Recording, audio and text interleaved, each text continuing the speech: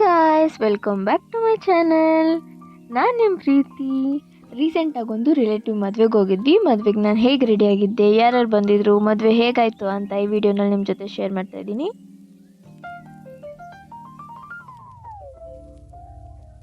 So ಮದುವೆ ಯಾರ್ದಪ್ಪ ಅಂತ ಅಂದರೆ ನನ್ನ ಅಮ್ಮನ ಅಣ್ಣನ ಹೆಂಡತಿಯ ತಂಗಿಯ ಗಂಡನ ತಂಗಿಯ ಮದುವೆ ಆಗಿತ್ತು. ಶಾರ್ಟ್ ಆ್ಯಂಡ್ ಸ್ವೀಟಾಗಿ ಹೇಳಬೇಕು ಅಂದರೆ ನಮ್ಮ ಮಾವನ ತಂಗಿ ಮದುವೆ ಆಗಿತ್ತು. ಬೇಸಿಕ್ಲಿ ನಾವು ಇಲ್ಲಿ ಹುಡುಗಿ ಕಡೆಯವರು. ಈ ಮದುವೆಗೆ ನಾವು ನೈಟೇ ಹೋಗಬೇಕಿತ್ತು. ನಮ್ಮ ಅಕ್ಕನಿಗೆ ರಜೆ ಸಿಕ್ಕಿಲ್ದಿರೋ ಕಾರಣ ನಾವು ಬೆಳಿಗ್ಗೆ ಹೋಗೋಣ ಅಂತ ಡಿಸೈಡ್ ಮಾಡಿದ್ವಿ. ಆ್ಯಂಡ್ ಮೋಸ್ಟ್ ಇಂಪಾರ್ಟೆಂಟ್ ಇನ್ನೊಂದು ಕಾರಣ ಏನು ಅಂದರೆ, ಈಗ ನೈಟ್ ನಾವು ಹೋದರೆ ಅಲ್ಲಿ ಸ್ಟೇ ಮಾಡೋಕ್ಕಾಗಲ್ಲ, ಈ ಕಡೆ ನಿದ್ದೆನೂ ಆಗಲ್ಲ, ಈ ಕಡೆ ಶಾಸ್ತ್ರನೂ ನೋಡಲ್ಲ. ಅದಕ್ಕೋಸ್ಕರ ನೈಟ್ ಹೋಗೋದು ಬೇಡ, ಬೆಳಿಗ್ಗೆನೇ ಹೋಗೋಣ ಅಂತ ಡಿಸೈಡ್ ಮಾಡಿದ್ವಿ.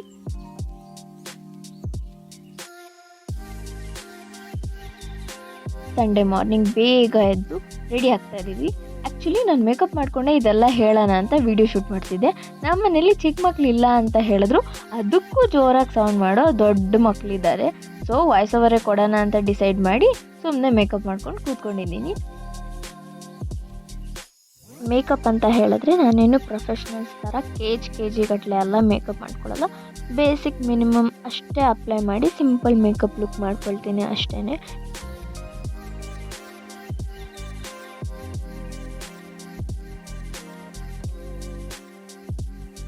ಮದುವೆಗಂತಲೇ ಅಲ್ಲ, ಯೂಶಲಿ ನಾನು ಯಾವುದೇ ಫಂಕ್ಷನ್ ಇದ್ದರೂ ಇಷ್ಟೇ ನಾನು ಮೇಕಪ್ ಮಾಡೋದು. ಬಟ್ ಡೈಲಿ ಬೇಸಿಸಲ್ಲಿ ಇದೆಲ್ಲ ನಾನು ಅಪ್ಲೈ ಮಾಡಲ್ಲ. ಮೊದಲಿಗೆ ನಾನು ಈ ವಿಡಿಯೋನಲ್ಲಿ ವ್ಯಾಸ್ಲಿನ್ ಅಪ್ಲೈ ಮಾಡಿದ್ದೀನಿ ಲಿಪ್ಸ್ಗೆ. ಲಿಪ್ಸ್ ಡ್ರೈ ಇರುತ್ತೆ, ಲಿಪ್ಸ್ಟಿಕ್ ಹಾಕೋಕ್ಕೆ ಮುಂಚೆ ನಾನು ವ್ಯಾಸ್ಲಿನ್ ಹಾಕಿ ಅಬ್ಸರ್ವ್ ಆಗಲಿ ಅಂತ ಬಿಟ್ಟಿದ್ದೀನಿ. ಅದಾದಮೇಲೆ ಮಾಯ್ಶ್ಚರೈಸರ್ನ ಅಪ್ಲೈ ಮಾಡಿದ್ದೀನಿ. ಫೇಸ್ ಮತ್ತು ನೆಕ್ ಪಾರ್ಟ್ ಏನೇ ಕ್ರೀಮ್ ಹಚ್ಚಿದ್ರು ಎರಡು ಸೇಮ್ ಹಚ್ತೀನಿ. ಅದಾದಮೇಲೆ ನಾನು ಗಾರ್ನಿಯರ್ ಸೀರಮ್ ಕ್ರೀಮ್ ಹಚ್ಚಿದ್ದೀನಿ.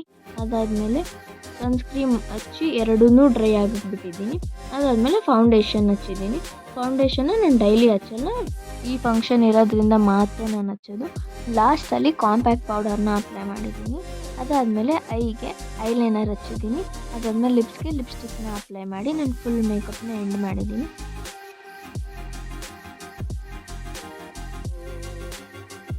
ನಾನು ಏನೇನು ಅಪ್ಲೈ ಮಾಡಿದ್ದೀನಿ ಅಂತ ಅಲ್ಲಲ್ಲೇ ಸ್ಟೆಪ್ ವೈಸಲ್ಲಿ ನಾನು ಮೆನ್ಷನ್ ಮಾಡಿರ್ತೀನಿ.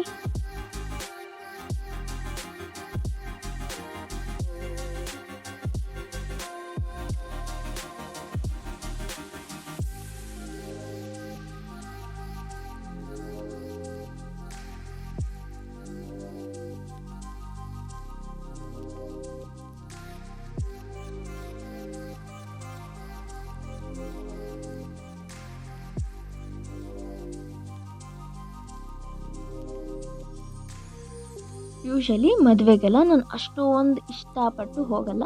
ಬಟ್ ಹೋದ್ರೂ ನನಗೆ ಕೆಲವೊಂದು ಶಾಸ್ತ್ರಗಳು ಮಾತ್ರ ತುಂಬ ಇಷ್ಟ ಆಗುತ್ತೆ. ಮೊದಲನೇದು ಹೇಳಬೇಕಂದ್ರೆ ಆಬ್ವಿಯಸ್ಲಿ ತಾಳಿ ಕಟ್ಟೋದು. ತಾಳಿ ಕಟ್ಟುವಾಗ ಹುಡುಗ ಮನಸ್ಸಲ್ಲಿ ಏನು ಓಡ್ತಿರುತ್ತೆ, ಎಷ್ಟು ಎಕ್ಸೈಟ್ಮೆಂಟ್ ಇರುತ್ತೆ, ಎಷ್ಟು ಭಯ ಇರುತ್ತೆ, ಈ ಫೀಲಿಂಗ್ಸ್ ಎಲ್ಲ ನೋಡೋಕೆ ನಂಗೆ ತುಂಬ ಇಷ್ಟ. ನೆಕ್ಸ್ಟ್ ಪಾರ್ಟ್ ನಂಗೆ ಇಷ್ಟ ಆಗೋದು ಏನು ಅಂದರೆ ಕನ್ಯಾದಾನ ಮಾಡೋದು. ಹುಡುಗಿ ಮನೆ ಕಡೆಯವರು ಹುಡುಗನ ಕಾಲು ತೊಳೆದು ಕನ್ಯಾದಾನ ಮಾಡಿಕೊಡ್ತಾರಲ್ಲ, ಆ ಪಾರ್ಟ್ ನಂಗೆ ತುಂಬ ಇಷ್ಟ ಆಗುತ್ತೆ. ಅಷ್ಟು ಎಮೋಷ್ನಲ್ ಸೀನ್. ನೆಕ್ಸ್ಟ್ ನಾವು ನೋಡೋಕ್ಕಾಗದೆ ಲಾಸ್ಟು ಹುಡುಗಿನ ಬೀಳ್ಕೊಡ್ಬೇಕಾದ್ರೇ. ಇನ್ನೂ ಒಂದು ಪಾರ್ಟ್ ಏನು ಇಷ್ಟ ಆಗುತ್ತೆ ಅಂದರೆ ನನಗೆ ಸಪ್ತಪದಿ ಇಷ್ಟ ಆಗುತ್ತೆ. 7 ಹೆಜ್ಜೆಯಲ್ಲೂ ಒಂದೊಂದು ಅರ್ಥ ಇರುತ್ತೆ. ಇದನ್ನ ನಾವು ಲಾಸ್ಟಲ್ಲಿ ಮಾತಾಡೋಣ.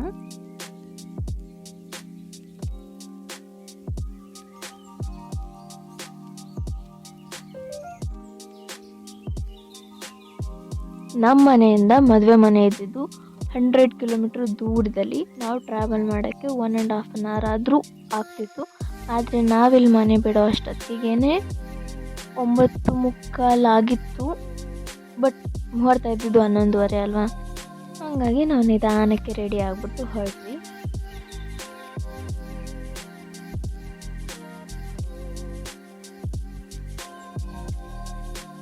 ಇಲ್ಲಿ ನಾನು ಲಿಪ್ಸ್ಟಿಕ್ ಅಪ್ಲೈ ಮಾಡಬೇಕಾದ್ರೆ ನನ್ನ ತಂಗಿಗಳು ನನ್ನ ಮುಖದ ಮೇಲೆ ಬೀಳ್ತಿತ್ತು. ನಾನು ಹೇಳಿದೆ, ನಾನು ಏನು ಎತ್ಕೊಳಕ್ಕೆ ಬಂದಿದ್ದೆ ಅದನ್ನ ಎತ್ಕೊಂಡು ಹೋಗ್ಬಿಡು, ಆಮೇಲೆ ನಾನು ಅಪ್ಲೈ ಮಾಡ್ತೀನಿ ಅಂತ. ಈ ಕಡೆ ಸೌಂಡು ಮಾಡ್ತಾರೆ, ಈ ಕಡೆ ನೆರಳು ಬೀಳ್ತಾರೆ, ಏನೋ ಒಂದು ಮಾಡ್ತಿರ್ತಾರೆ. ಹಾಗಾಗಿ ನಾನು ಬರೀ ವಿಡಿಯೋ ಮಾಡ್ಕೊಳ್ಳೋಣ ಅಂತ ಹೇಳಿ ವಿಡಿಯೋ ಮಾಡಿ ಇಟ್ಬಿಟ್ಟೆ.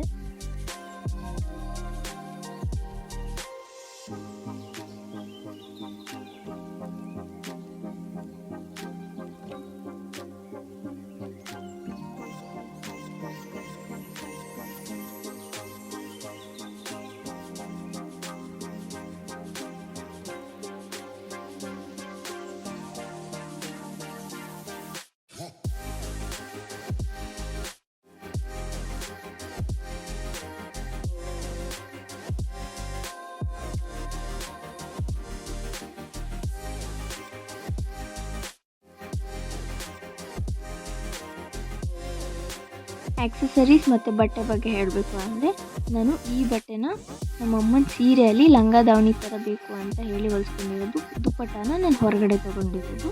ಅದಾದಮೇಲೆ ಆಕ್ಸೆಸರೀಸ್ ನಾನು ಒಂದು ಚೋಕರ್ ಹಾಕ್ತಾಯಿದ್ದೀನಿ, ಒಂದು ಬೈತಲೆ ಬಟ್ಟು ಹಾಕಿದ್ದೀನಿ. ಅದಾದಮೇಲೆ ಬಳೆ ಮತ್ತು ಬ್ರೇಸ್ಲೆಟ್ ಅಷ್ಟೇ.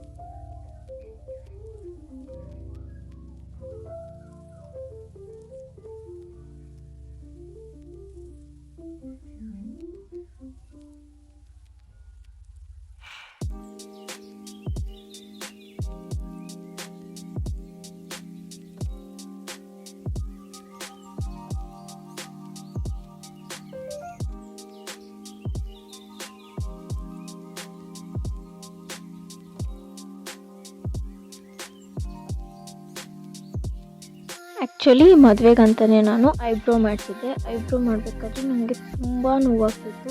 ಫಸ್ಟ್ ಟೈಮ್ ಅಲ್ವಾ, ಹಣೆ ಹತ್ರ ಕೂಡ ಕಿತ್ತೋಗ್ಬಿಟ್ಟಿತ್ತು ನನಗೆ. ಅದು ತುಂಬ ಉರಿತಾ ಇತ್ತು ಮೇಕಪ್ ಹಾಕಿದಾಗಲೂ ಕೂಡ. ಫೈನಲಿ ಹಂಗೋ ಹಿಂಗೋ ಮಾಡಿ ನಾವು ಮದುವೆ ಮನೆಗೆ ರೀಚ್ ಆದ್ವಿ. ನಾವು ರೀಚ್ ಆಗೋ ಅಷ್ಟೊತ್ತಿಗೆ ತಾಳಿ ಕಟ್ಟೋ ಶಾಸ್ತ್ರನೂ ಆಗೋಗಿತ್ತು. ಇನ್ನು ಧಾರೆ ಒಂದು ಬಾಕಿ ಇತ್ತು. ನಾವು ಧಾರೆ ಮಾಡಿಬಿಟ್ಟು ನಾವು ಕೆಳಗಡೆ ಊಟ ಮಾಡೋಕ್ಕೆ ಹೋದ್ವಿ.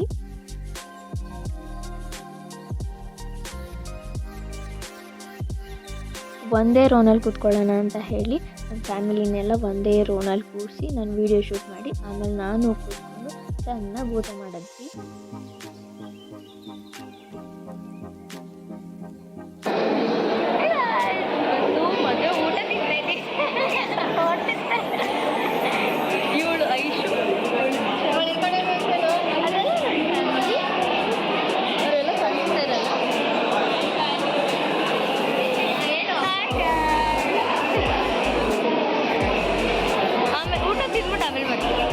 ಊಟ ಮುಗಿಸಿದ್ದಾದಮೇಲೆ ಎಲ್ಲರೂ ಐಸ್ ಕ್ರೀಮ್ ತಿಂದ್ಕೊಂಡು ಬೀಡ ತಿಂದ್ಕೊಂಡು ಹಾಗೆ ಮಾತಾಡ್ಕೊಂಡು ಕೂತಿದ್ವಿ ಸ್ವಲ್ಪ ಹೊತ್ತು. ಈ ಮದುವೆಯಲ್ಲಿ ನಂಗೆ ಉಳಿದಿದ್ದು ನೋಡೋಕೆ ಒಂದೇ ಶಾಸ್ತ್ರ, ಅದು ಸಪ್ತಪದಿ. ಅದು ಒಂದನ್ನು ಮಾತ್ರ ನೀಟಾಗಿ ನೋಡ್ಕೊಂಡ್ವಿ.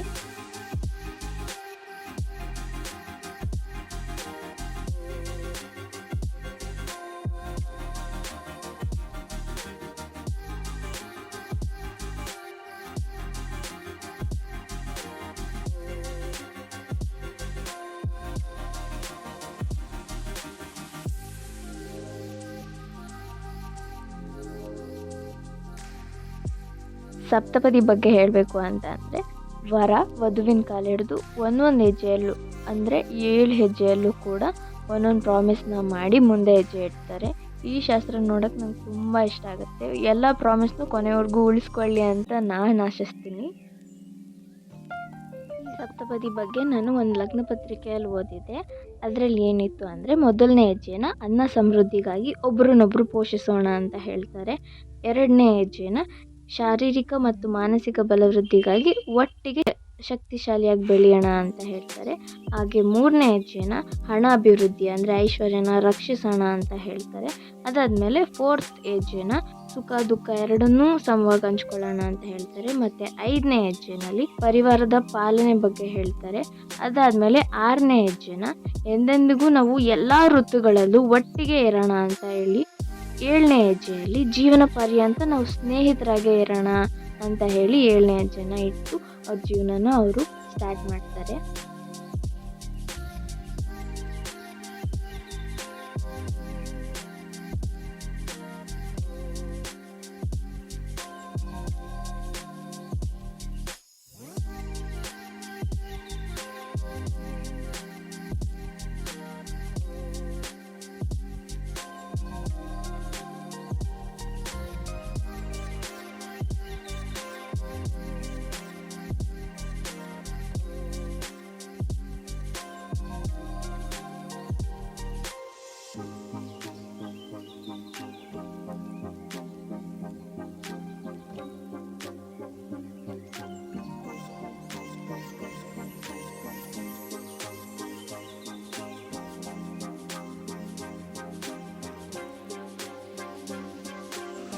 ಎಲ್ಲ ಶಾಸ್ತ್ರನೂ ಮುಗಿದ್ಮೇಲೆ ಅಪರೂಪಕ್ಕೆ ಸಿಕ್ಕಿದ್ದೀವಲ್ಲ ಅಂತ ಹೇಳಿ ಫ್ಯಾಮಿಲಿಯವರೆಲ್ಲ ಕಷ್ಟ ಸುಖ ಮಾತಾಡ್ಕೊಂಡು ಕೂತಿದ್ವಿ.